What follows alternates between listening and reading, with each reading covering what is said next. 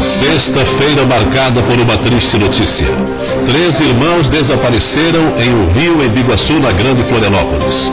Um caiu, os outros 2 foram ajudá-lo e também foram levados pela correnteza. A Sexta-feira Santa em Santa Catarina. Celebrações e peregrinações religiosas misturam fé e emoção. Na Serra, 150 mil pessoas são esperadas em 8 dias de eventos religiosos. E vale a pena subir o morro aqui para o pessoal ver essa emoção, como para sentir, né, o que é a chuvista. Hoje no Conexão Washington vamos falar sobre jovens que têm interesse em estudar nos Estados Unidos. E os detalhes da seletiva para o maior festival de música nativista do Brasil. A Sapecada da Canção acontece em Lages.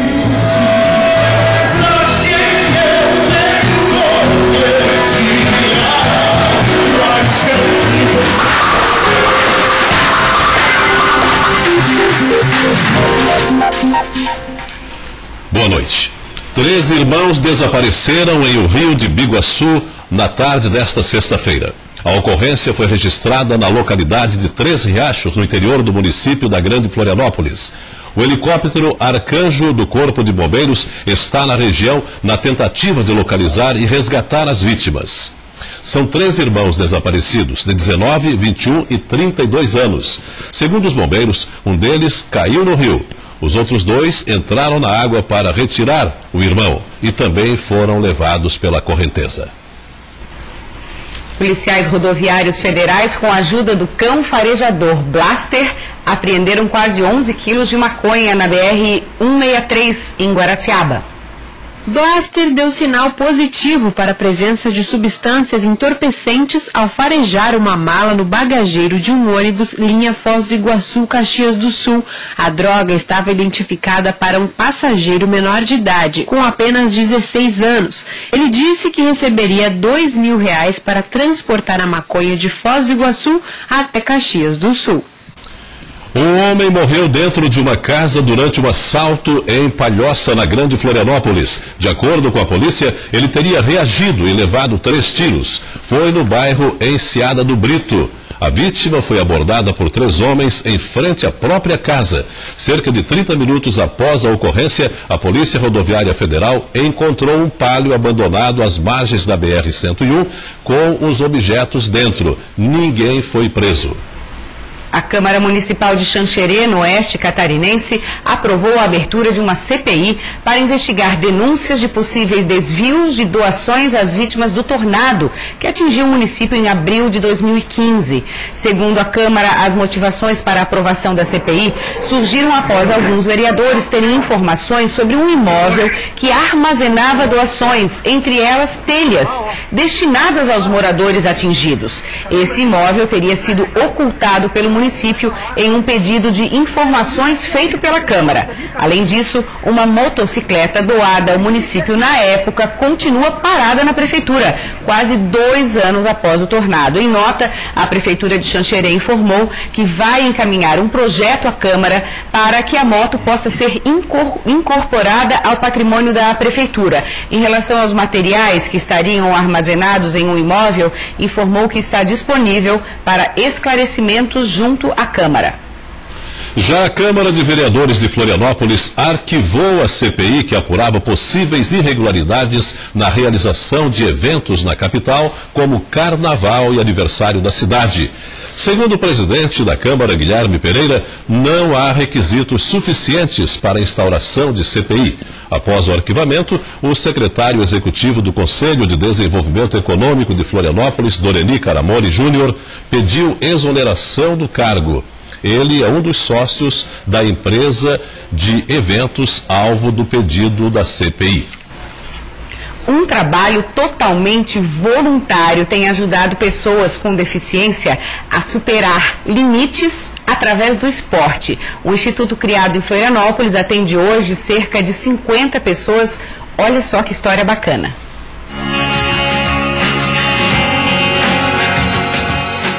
Edilene tem pique de atleta. A jovem corre maratonas e está sempre buscando o melhor tempo.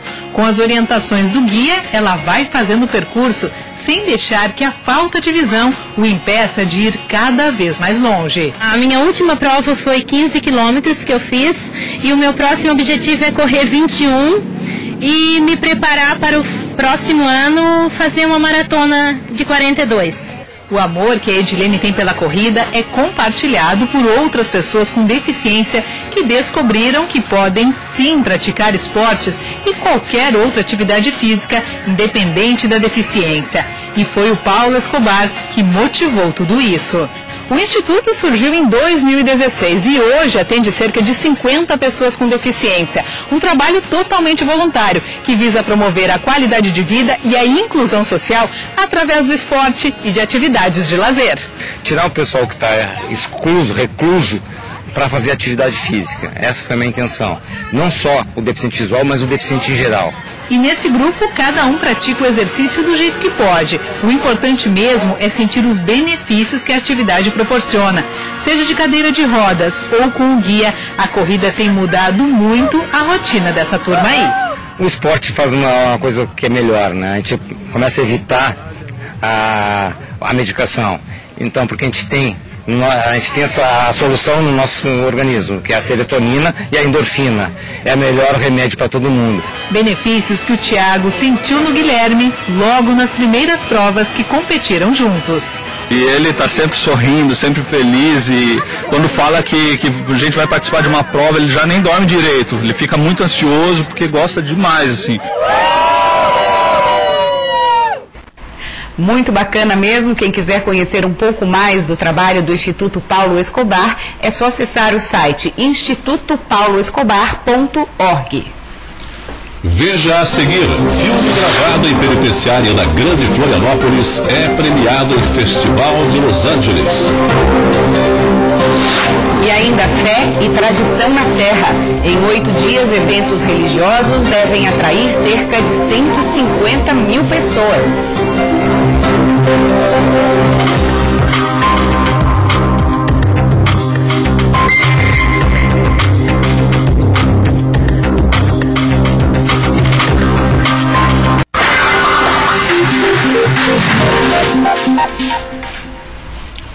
Nesta tarde, centenas de fiéis se reuniram na Catedral no centro de Florianópolis. Foi para a celebração solene da Paixão de Cristo com adoração a Santa Cruz. Jovens do movimento Água Viva também realizaram a encenação da Paixão na escadaria da Catedral.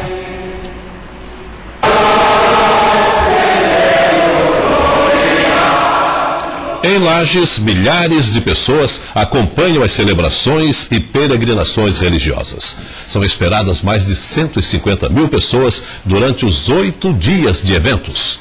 A Sexta-feira Santa em Lages é tradicional. Milhares de pessoas sobem as escadarias do Morro da Cruz para agradecer, refletir e, é claro, assistir à encenação da Paixão e Morte de Cristo. De acordo com o organizador da Semana Santa, os 8 dias de celebrações é o maior evento religioso do sul do Brasil. Passa a ser, para o Brasil, um diferencial da celebração da Semana Santa, com 8 dias, o maior evento religioso do sul do Brasil, com 8 dias de celebração, dezenas de celebrações, 6 procissões e a contação da história em 4 atos. Ele ainda explica que é esperado um número bastante expressivo de pessoas durante toda a semana. Nas celebrações, nas procissões e a peregrinação ao morro, especialmente na sexta-feira, a perspectiva é de 150 mil pessoas participando. Mesmo com a chuva, o Wellington e sua família subiram os mais de 500 degraus da escadaria Frei Silvério para agradecer. Realmente pela tradição, mas principalmente a reflexão que a gente tem na vida de hoje em dia, de ter uma religião, do significado da tua paz, das pessoas, do momento que a gente vive no nosso país. Então a gente tem que ter um pouquinho de fé. A escadaria, o subir, é um momento de você fazer uma penitência, mas ao mesmo tempo agradecer. Mais nada. Da Paixão e Morte de Cristo pela primeira vez. Mesmo na chuva, ele conta que vale a pena acompanhar o espetáculo. Primeira vez que estou assistindo a encenação, né, que é muito bonita, né? E vale a pena subir o morro aqui para o pessoal ver essa emoção, como, né, para sentir, né, o que é a Paixão de Cristo, né? Valendo a pena ficar na chuva? Vale a pena, né? O ano passado eu subi aqui correndo, né, 8 vezes, subida e de volta. Né? E então, como é a primeira vez assistindo aqui, vale a pena. Sem nada te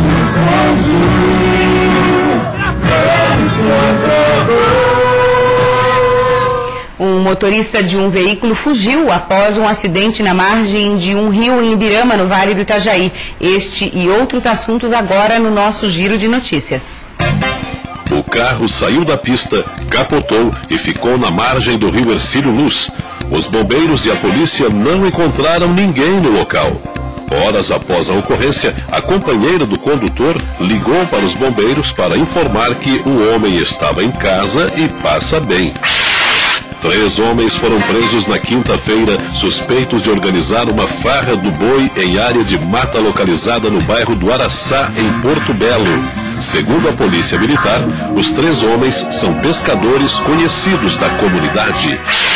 Gravado em 10 horas corridas na penitenciária agrícola de Palhoça, o documentário Zaratustra Ainda Fala ganhou o prêmio de melhor documentário de relacionamento humano na 2ª edição do Stardoc International Documentary em Los Angeles. A obra é o primeiro longa-metragem filmado dentro do sistema prisional de Santa Catarina e é um trabalho do catarinense Luiz Fernando Machado. E como hoje é sexta-feira, temos o encontro com Francisco Evangelista Vieira no Conexão Washington.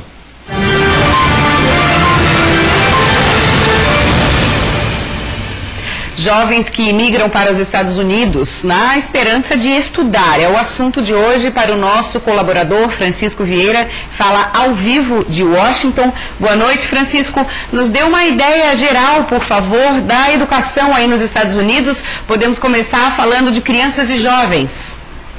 Boa noite, Maria Paula. Boa noite, Salvador. Boa noite, telespectador. Em linhas gerais, podemos dizer o seguinte. Do pré-escolar ao último ano do 2º grau, a educação pública é amplamente oferecida e gratuita. Claro que existem também as escolas particulares. As escolas públicas são distribuídas pelos bairros e seguem uma lógica muito interessante.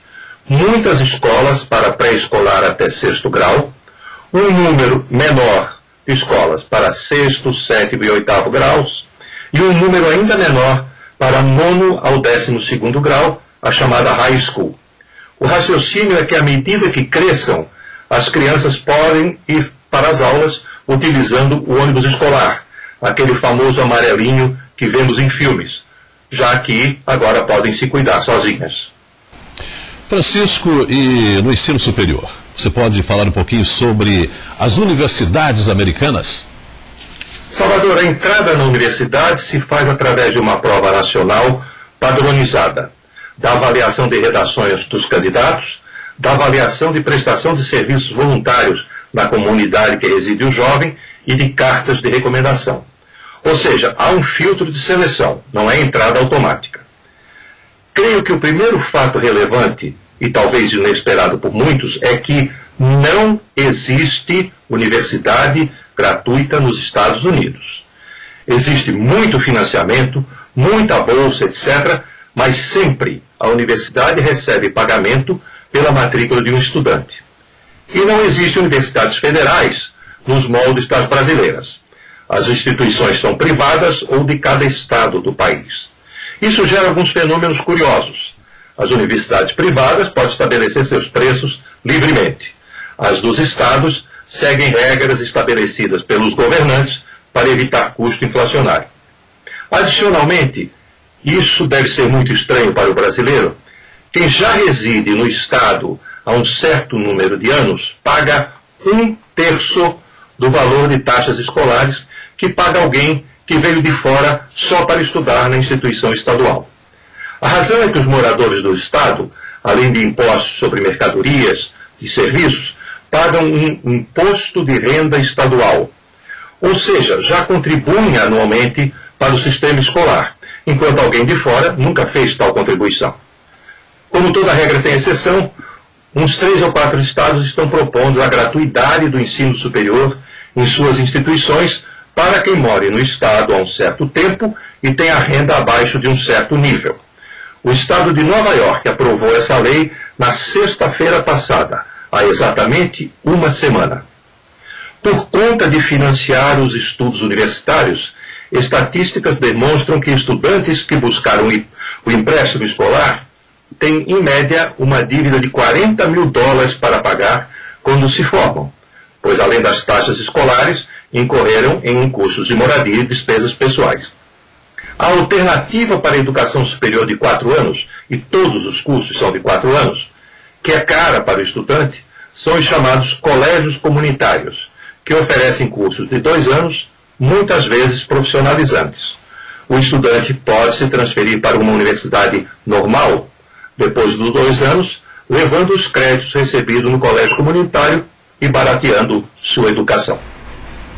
Francisco, vamos aproveitar o nosso contato. A gente quer saber como é que é a Sexta-feira Santa nos Estados Unidos. Os hábitos, as tradições são parecidas com aqui no Brasil? Quero complementar então, Francisco. Aí também nós come carne, esses hábitos, essas tradições religiosas. E aí você é capaz de saborear uma tainha numa Sexta-feira Santa como aqui?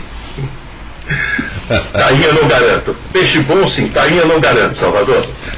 Bom, vamos lembrar que os Estados Unidos não são um país predominantemente católico, como é o nosso Brasil. Então as tradições são um pouquinho diferentes. O fator marcante na região de Washington é que a Casa Branca esconde nos seus jardins ovos de Páscoa e convida milhares de crianças para brincar pelos jardins e achar os ovinhos. Já que nós falamos de comida, não há um prato típico para essa data. E, claro, existem missas especiais nas igrejas católicas.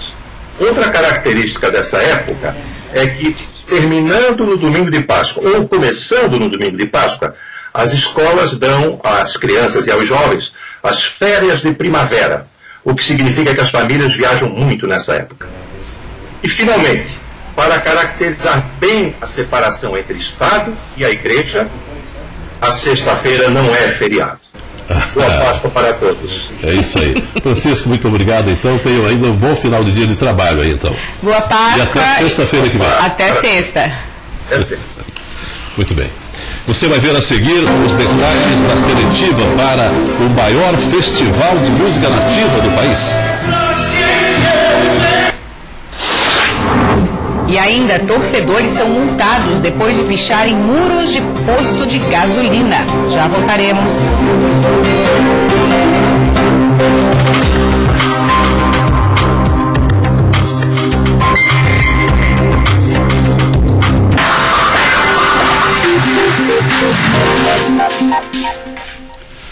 Policiais militares de Jaguaruna, Sangão e 13 de Maio, no sul do estado, abordaram um ônibus com torcedores do Clube Atlético Peñarol, do Uruguai, no pátio de um posto de combustíveis às margens da BR-101, em Sangão. É que os torcedores que estavam de passagem pela região desceram e picharam o muro de um posto de gasolina com dizeres do clube uruguaio. A polícia militar foi chamada para evitar que o grupo fugisse sem ser responsabilizado pela ação.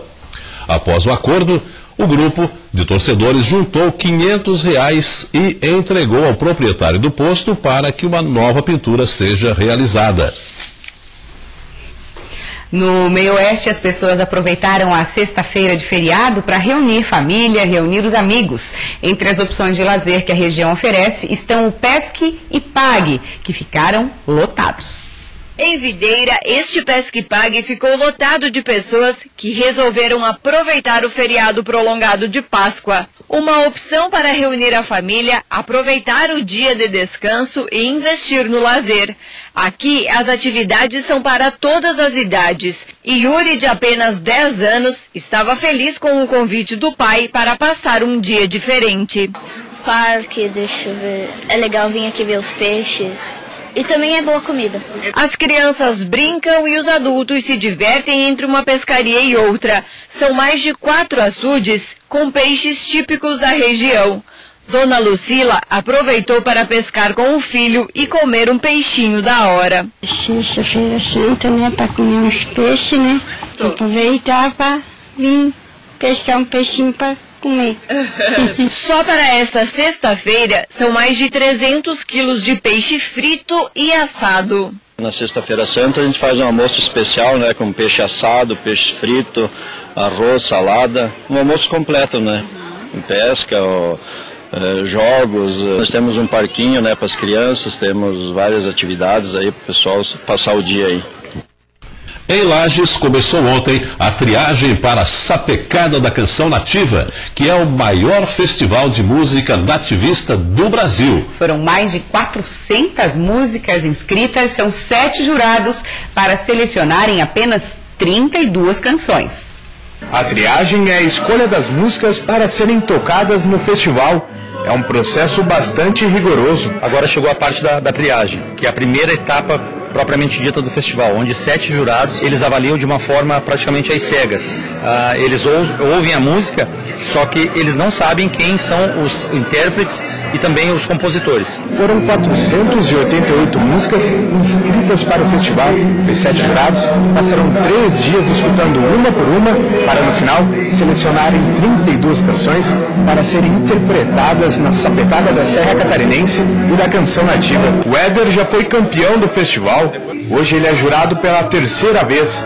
Melhor do que ninguém, ele sabe a importância e a responsabilidade de escolher as melhores canções. Principalmente uma grande responsabilidade. Nós temos a responsabilidade de tratar hoje de quase 500 sonhos de participar do festival, assim como eu já tive várias vezes sonhando com esse momento. E foi dada a largada ao maior festival de música nativista do Brasil. A curiosidade ficou por conta e do Rio de Janeiro pela primeira vez.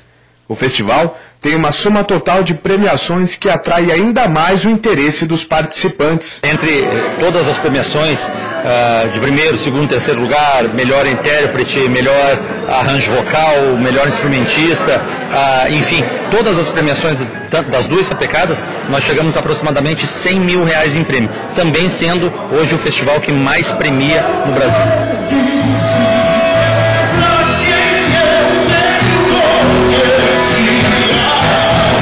Olha, agora, antes de encerrar, vale lembrar que na próxima segunda-feira, o Ministério da Saúde dará início à campanha nacional de vacinação contra a influenza.